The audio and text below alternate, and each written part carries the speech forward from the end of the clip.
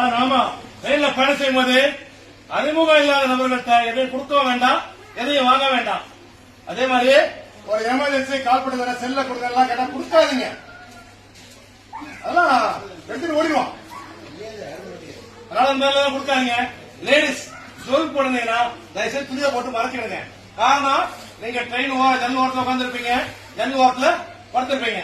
அதனால ஈஸியா ஜன்னல கை விட்டு பிடிக்குவோம். அது வண்டி போற வேகத்துக்கு வண்டி மூவான விற்பனை தான் படிப்பான். ஏன்னா அப்பதான் நீங்க இறங்கி வர முடியாது.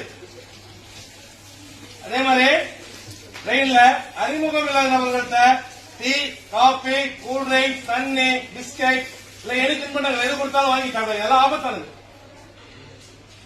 அதே மாதிரி லேப்டாப் இது வந்து 100% உண்மை.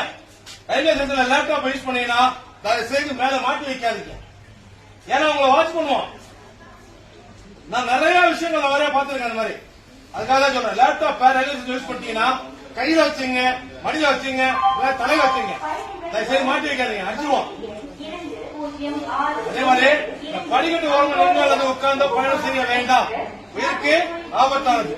அதே மாதிரி லக்கேஜ் கூடுதல் கவுண்ட் பண்ணுங்க. 5 லக்கேஜ் 6 லக்கேஜ் ஏற்றும் போது கவுண்ட் பண்ணுங்க, இறக்கும் போது கவுண்ட் பண்ணுங்க. உங்க லக்கேஜ் மிஸ் ஆகாது. அதே மாதிரி அந்நிய நபர் யாரா இருந்தாலும் சரி நம்ப வேண்டாம்.